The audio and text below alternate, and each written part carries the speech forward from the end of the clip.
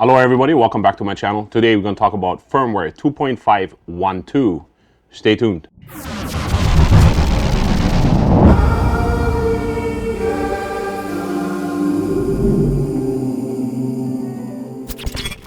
What's up everybody, welcome back to my channel. It's the 808 State from the big island of Hawaii. Today we're going to talk about an update that they dropped for the Autel Evo 2 2.512, which actually dropped 6 days after the 511. 512 shows here that you actually have new updates, fixed the gimbal not ready bug on firmware 2.511, also fixed the horizon tilt problem during time-lapse mode. Also, there's, after the firmware upgrade, please perform gimbal auto calibration, IMU calibration, compass calibration before the first flight. If this is the first time to my channel, I do drone tech related stuff, mainly Autel stuff, but also some DJI related stuff and gear reviews. If you like what I do, please don't forget, like, subscribe, hit the bell, and you will be notified with my next upload. Here we go. Firmware 2.512 actually dropped only 6 days after 2.511 was dropped. And they're claiming that they actually fixed the gimbal roll during time-lapse. They also claimed that had some issues with the gimbal not ready stuff, which I can confirm in my part. After uploading 2.512, I had the gimbal not ready function maybe twice in a total of approximately 35 flights. Today I did some extensive testing on all the flight modes that are available with it, just to see if anything changed within it. And I burned all 4 batteries twice, just to make sure that the time-lapse mode and everything is working properly. And I'll get back to you guys on that in a later point of this video. First of all, we have dynamic tracking.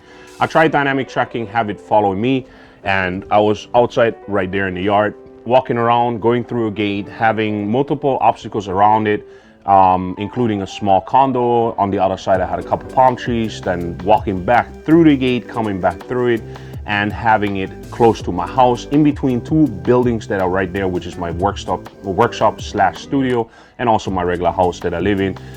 And it was doing really good with dynamic tracking. The obstacle avoidance, on the other hand, it was kind of iffy on certain parts where I just felt uncomfortable where the drone was going to, because she was kind of close, inching it closer to the house roof, a couple of palm tree leaves, and a couple of other bushes that were sticking out with branches, and she just literally was still kind of close to it, and I didn't really feel comfortable with it. For hiking and all that stuff, I still believe that the dynamic tracking is doing really good. After all, it's an Autel Evo 2, it's not a Skydio 2, and we all know that Skydio blows mainly all the drones in autonomous tracking totally out the water. So far, she's done very good.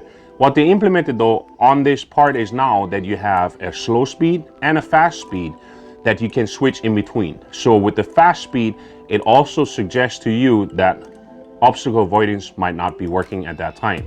So be careful while using it with fast speed, which includes probably bicycling, maybe a car, maybe a motorcycle, up to speeds of 35 or 30 miles per hour. While in tracking mode, for the tripod mode, she was able to track me left, right, whatever you wanted to do. You can actually fly her higher, lower, whatever it is.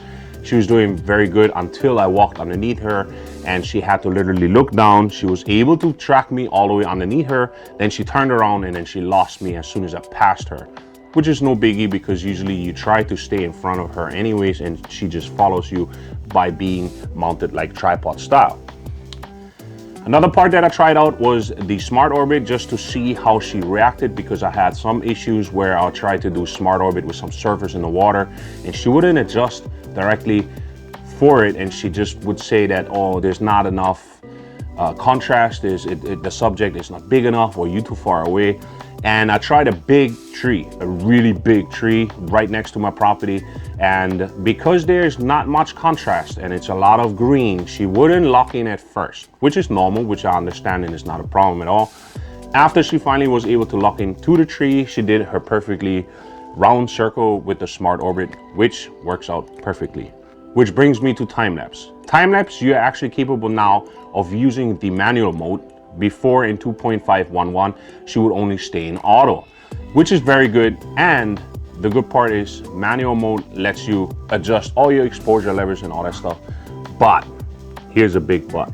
While she was working perfectly fine during daytime and she had no issues whatsoever as soon as I set her into manual to create all these pictures and create a hyperlapse of everything, the problem was that she actually started flickering as soon as it came to sunset time. Sunset time seems to create an issue based on visual observance of the sensors itself to switch to low light key mode.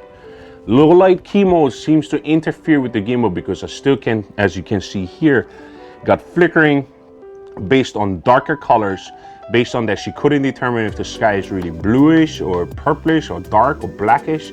She was skipping in between there. I could see it on my screen, and I also was able to see that she actually had a couple of the time lapses afterwards, or hyperlapses. She started doing a gimbal roll over and over and over. I had her just simply hovering.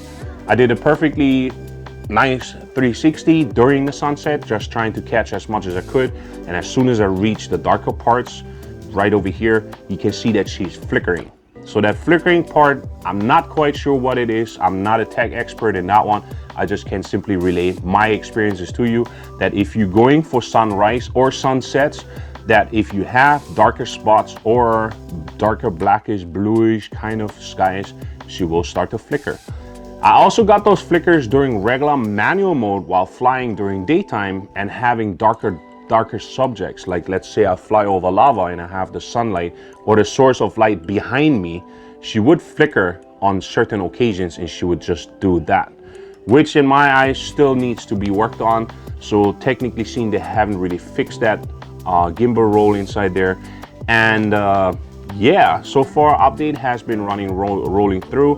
2.512 is out, and this is so far what has changed from 2.511. So this was a quick video just to give you an update on what is actually there and what you can do with it and how well it works. If this video was helpful to you, please don't forget, like, subscribe, hit the bell. Let me know in the comments below what you think and what might be your experiences as well on what you went through with your drone ever since 2.512. I hope to see you guys back again for my next episode. Appreciate all you guys coming by. Don't forget, COVID-19 is still out there to get you. Still yet. It's still 2020.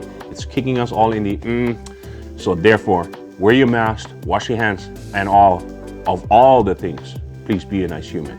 Love you all. Thank you all for coming by. Aloha.